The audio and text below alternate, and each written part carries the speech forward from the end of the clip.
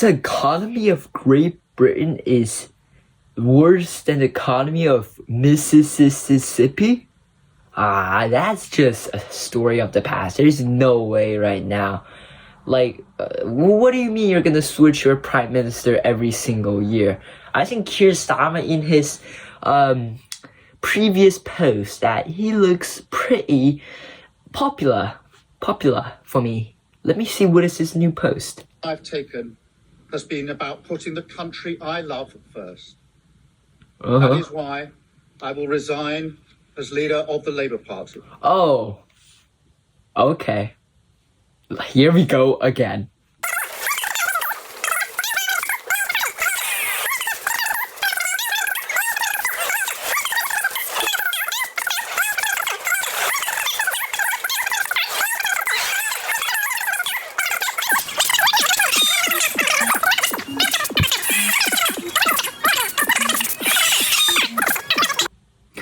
Okay, Keir Starmer, one of the shortest serving British Prime Minister.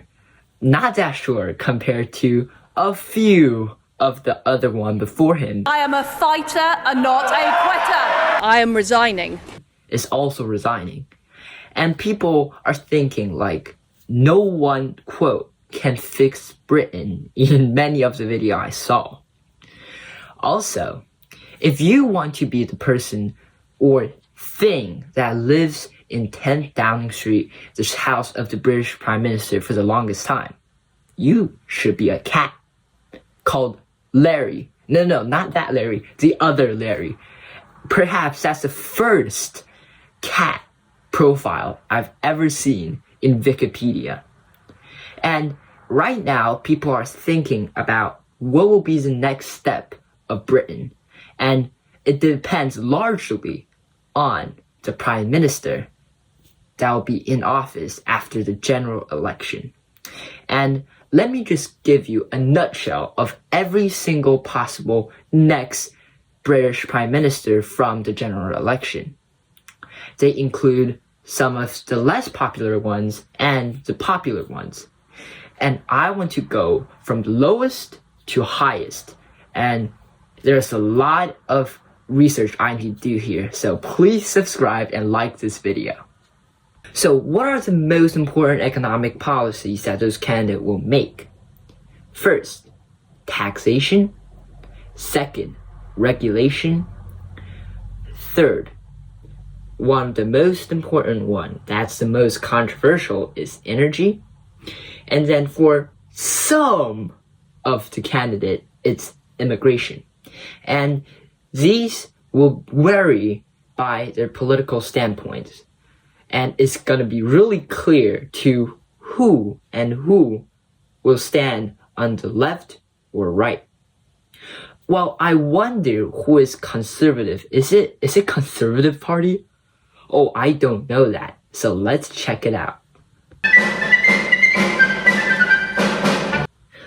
The first candidate that we're going to talk about having the lowest poll support rate for now, but still could be the next prime minister after general election, is Ed Davey. So he is a liberal Democrat party. So if you're an American, when you see liberal and Democrat put together, you will really think that he is a liberal and Democrat in America ideology, but it's actually not. His political party, when you read his economic policy, it's kind of twisting and turn, because it's like reading a driver saying, guys, we want to make the car faster. Let me step on that oil. And also at the same time, he's like, oh, maybe not too much. Let me step on brakes for a second. So if you're having strong political opinion, he will be super weird to you, in my opinion. And he have a superpower that gained him a lot of support over the days. He is boring. That's a huge advantage. You know, if I do this, I will probably get 1 million subscribers, right? No. Okay, so let's get back on track, okay? So his economic policy is really centrist. So institutional reform, which is separating the Department of Treasury for long-term development. Because since your prime minister switch every year, you might just have a long-term development. So why do this matter? Think about this. If you know that you're only going to serve for 1 year or 50 days for somebody, what will you do? Will you increase taxes to build infrastructure and plan on future few decade of development?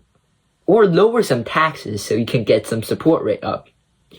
I think, yeah, ethically you should not care about this, but politically that could be a huge consideration.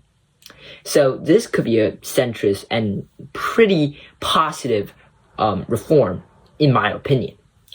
And for energy, this is another weird part about Liberal Democrat Party. They support the green energy and really support, wait, isn't that something that Green Party should do? But it is all up to the left. However, on the same time, they mention fairness and security, but also other stuff, identity. That's kind of outstanding for most of completely liberal parties. So if you're a centrist and you want to do some institutional reform, by the way, that this is the only party that explicitly wants institutional reform in one of the main economic agenda, you probably want to vote this party. But currently, it has the lowest poll rate in the biggest party in UK. Because if you have strong opinion these days, is really regular because one, there's social media that'll polarize you all the time, and also there are factors of economy that will make people more radical, because when economy is worse than Mississippi in your country, it is not that great. No offense to Mississippi, but just saying. I see trees of green. Let's now talk about the fourth most likely person to be in 10 Downing Street after the next general election. Zach Polanski. He's the leader of the Green Party, and he's a former actor and a vegan. And as the leader of Green Party, and I think you will expect, he is a very left individual, and along with his party. And his party and himself suggest some more radical left-leaning economic policies. First one, taxation. For taxation, he wants to increase it for the higher income individuals, those with asset worth of over £10 million and over £1 million in different ranges. As your wealth accumulates, the tax increase accumulates. Another policy that he suggests is to rip off the rent, which is decreasing the rent by the government. However, if you learn any economics at all, you will know that those price ceilings will create something called deadweight loss by decreasing all potential transactions that could benefit both sides, economically at least. However, it could also hurt the welfare of consumers, in this case, those who rent properties. So, if you're any economist, you'll not like deadweight loss. But if you are caring about welfare of consumers, then you could ignore that. Another policy, or probably the main policy you'll think of from Green Party, is that it's green. It wants to promote trees. I see trees of green. Therefore, it's Green Party. So, what do it promote? Renewable energy. Stop climate change. They think the main objective of the economy of the world and British itself is to preserve the environment. I think it is true. But in the short term, the British economy cannot handle too much investment into renewable energy while the inflation still stays high and there's economic stagnation going on right now. So most British will probably go for the parties which has lower investment in renewable energy, and that is reflected on the polls. Although I cannot say it is a correlation or a causation, but it's definitely correlated. And right now, the British people are focusing more on the economy rather than investment on long-term environmental success. Let's get into the final 3 most likely people to be the British Prime Minister after the general election. Andy Burnham. He will be the leader of the Labour Party and will probably, most likely, be the British Prime Minister before the general election, which means his approval rate could decrease a little bit because that's basically what happens to people who stays in office. That could be a disadvantage, but he is still expected to be the 3rd most possible contender for 10th Downing Street. He is a person from Liverpool. If you know what that is, you'll know what kind of vibe does he have. And he supports an ideology called Manchesterism, which focus on city-bound region to increase their investment and increase economic growth. And let's see what specific policy he wants to do. First, increase the personal income tax allowance.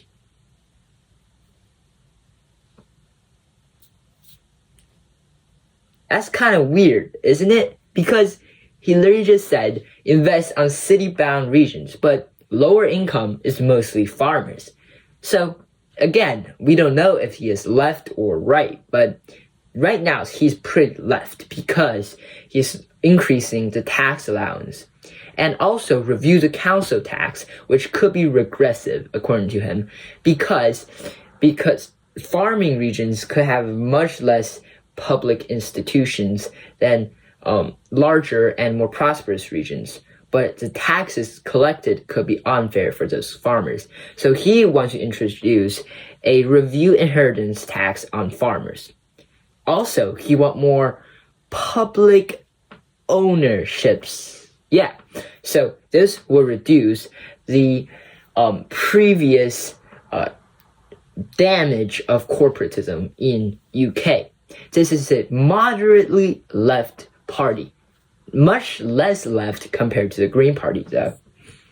And then for fiscal policy, he also wants to reduce the national debt, which you're going to see a lot in economic debates. And also, he focused on Manchesterism, and it will be pretty interesting to see. I think he is the 2nd most special candidate in this next general election because he have a special ideology like the first person we talked about in this video who wants institutional reform unlike other candidates. Money, money, money. Now, let's talk about the 2nd most likely person to be the British Prime Minister after the general election, Kemi Badenoch. She is a Nigerian immigrant who came from Nigeria to England, and she is the first African-British, really, I'm not familiar with that word, African-British who serves in that role. So, Conservative Party right now have 19% support rate among the British public, and she could be the next Prime Minister. And is she conservative? In Conservative Party? Yes, I will say she is a little bit to the right. Now, let's look at her policies. So first, taxation. remove stamp duty entirely on primary residence. Is it conservative? I don't know. Is it right wing? I don't know. And apply a golden economic rule. Every pound saved goes half to deficit reduction, half to tax cuts, making tax relief contingent on fiscal disciplinary first. So, cuts. She want to increase economic growth from cuts. And also, for financial sector, which is regulation part, she want to deregulate the financial market by combining retail and investment banking, providing $450 billion into the market investment pool. So that's a little bit to the right policy, I'll say.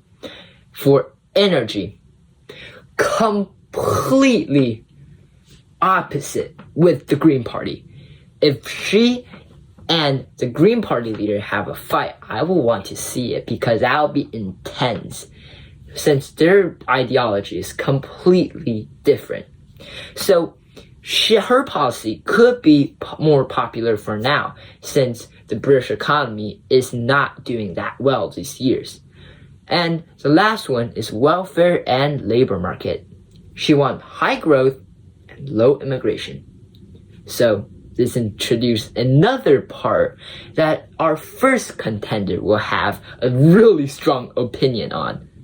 So high growth from all of her policy and not that much immigration that will compete with the British market. That's the Conservative Party, and she have a chance on taking back the British government as Conservative Party leader after the huge loss in 2024 general election. Political experiment that the British frankly have never been very happy with. My mother and father signed up to a common market, not to a political union, not to flags, anthems, presidents, and now you even want your own army. Let's get into the last person on this list. The person with the highest support rate of all party, 27%. That's what it is in UK. And probably the most consequential leader in the British political history in the past 10 years. The person who separated UK from the European Union and one of the most influential figure in the right wing of UK, Nigel Farage. And he expected to live with Larry in 10 Downing Street. And let's see his political and economic policies because it is highly mixed together. Let's see his first one. Taxation. Raise the personal income tax allowance to 20,000%. What? I think this happened to every single British prime minister candidate. They always have one or two or half of ideologies that's opposing each other. But I guess that's a pretty good economic policy to increase growth.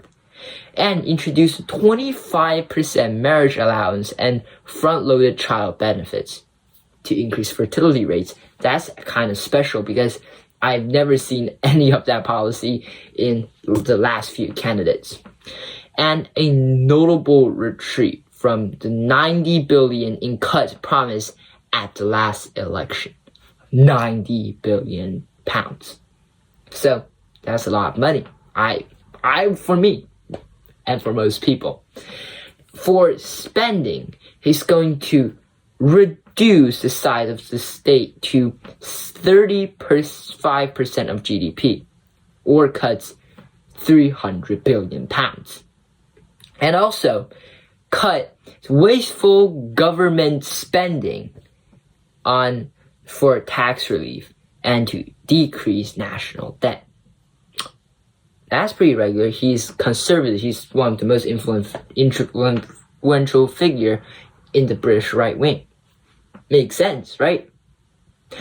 Also, as a side note, why do every single picture of a politician when you search on Google is so topped? I don't know. It is. Just look at Nigel Farage's picture. I was trying to find a really nice picture of him to put in this video, but what I found is this. Like, what? I don't know. I need to find some other video for this video, but just see what it is. It's just a funny fact, but let's keep going. Let's see, why do some people see him like that? Cuts on NHS, which is the National Health Service, cutting it by £26 billion, apart from cutting NHS by £26 billion. He is also having strong opinions in energy. Also, completely opposite with the Green Party. The first and second contender are all opposite of the Green Party. So they better win, I guess, to stop them from happening. But that's not likely going to happen. And also, for one of the most famous Nigel Farage-ish policy is about his immigration policy. Stopping illegal immigration, abolish them, deportation command, and basically anything against immigration, which has been one of the main concerns in the British public for many years now. And also for financial services, he wants to deregulate the city of London to increase investment, really regular for a conservative figure. And immigration policy is probably the most political, cultural, and economic mixed policy.